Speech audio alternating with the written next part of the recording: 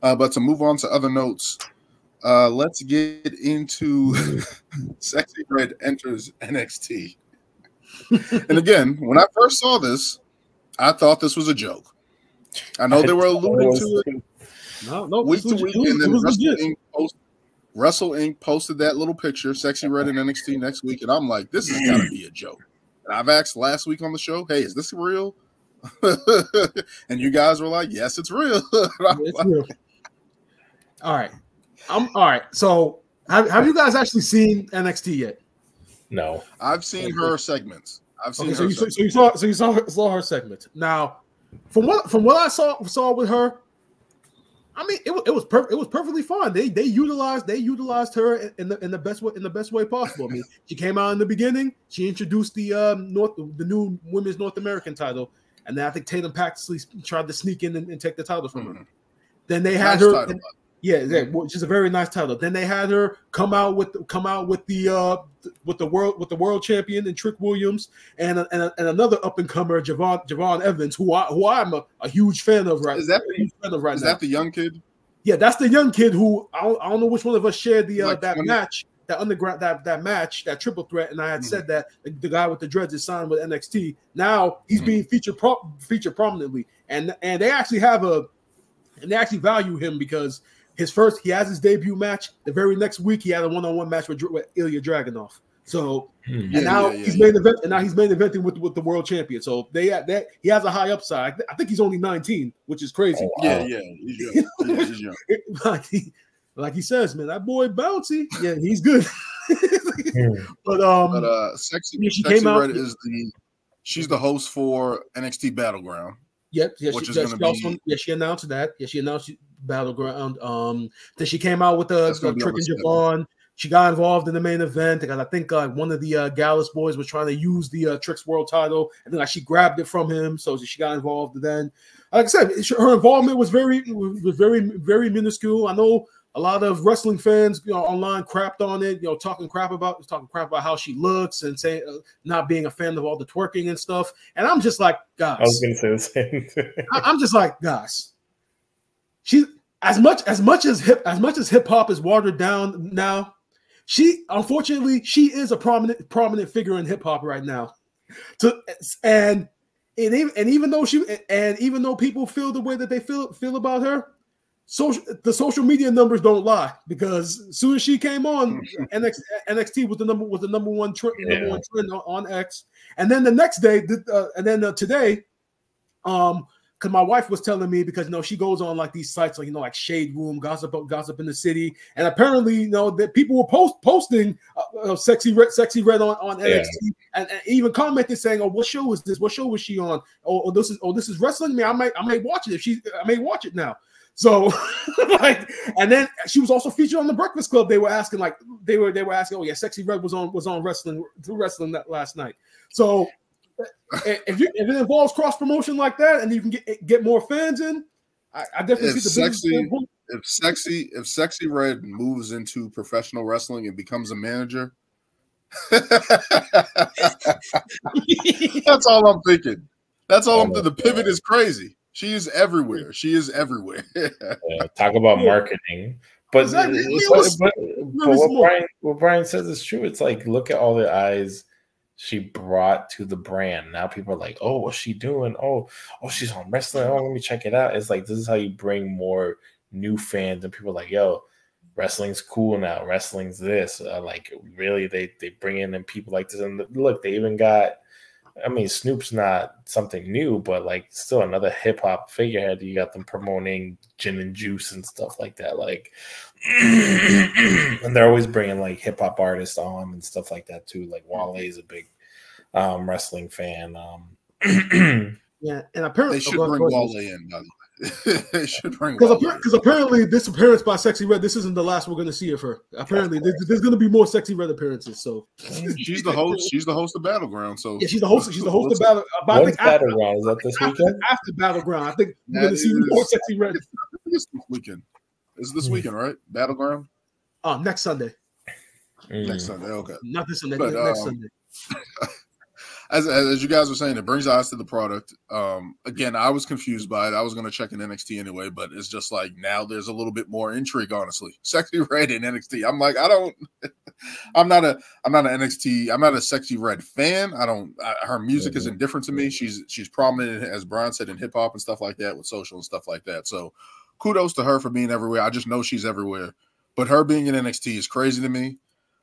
It was entertaining, and Shawn Michaels is celebrating. They're singing his song in the car. Yeah.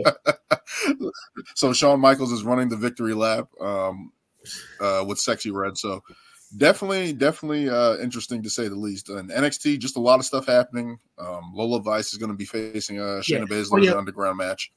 All right, sorry to cut you off, Daniel. I just want to say, Lewis, since you haven't watched NXT yet, watch it as soon as possible, because in my honest opinion, I honestly think this is one of the best episodes of NXT in a long time. Like this actually goes back. This episode of NXT kind of rivals the old school black and gold.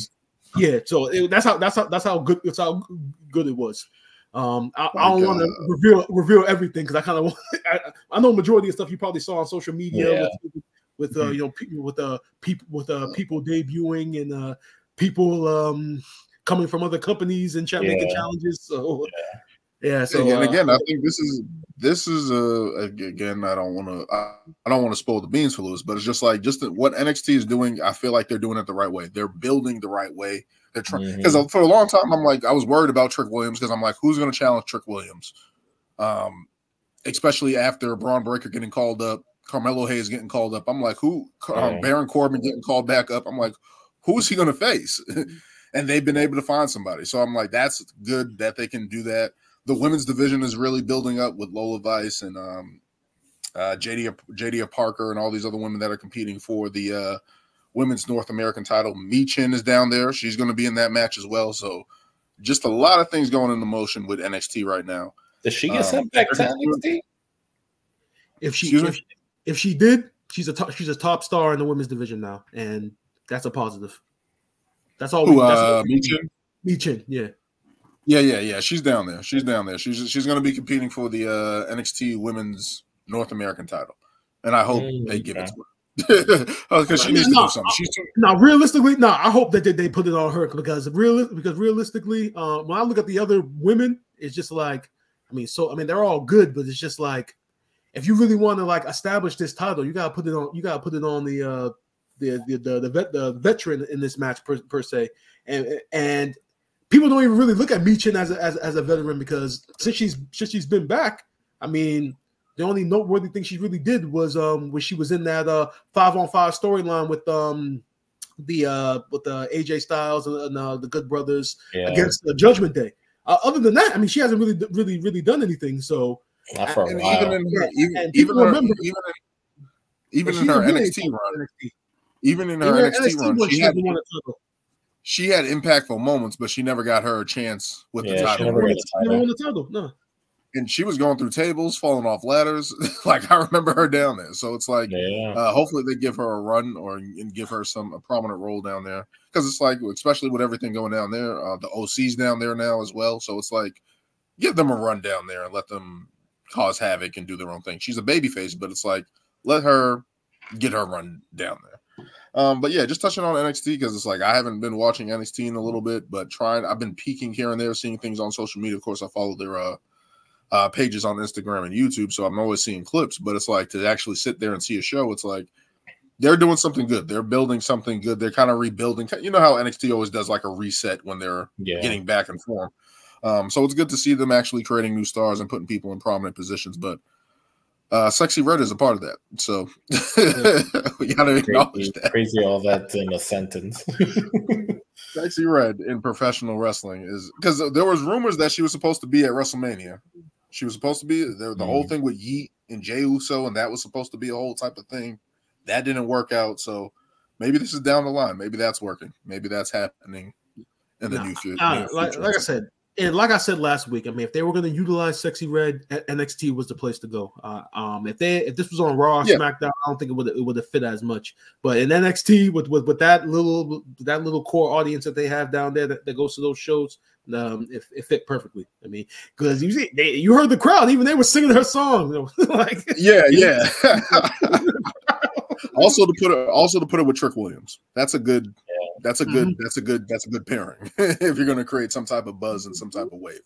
But yeah, man, just crazy week of wrestling is going to continue. We're going to see what happens with Friday on SmackDown, AEW Collision, and what they're doing with Swerve and etc. Mercedes. Definitely a crazy week of wrestling and coming down to a close here. But that will do it for this episode.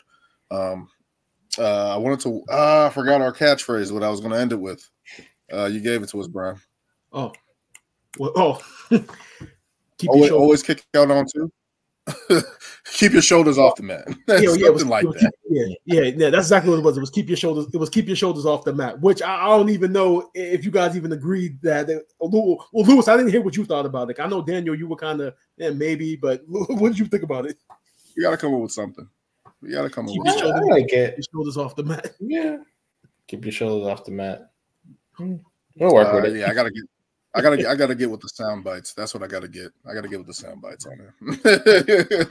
Because it would just probably be Jim Ross or some variation of that, or just some crazy wrestling Nia Jax saying my hole or something like that. Put this out there, man. But yeah, that will do it for this episode of Ring Takes. As always, thank you guys for joining me. Until next time. 1, 2, 3.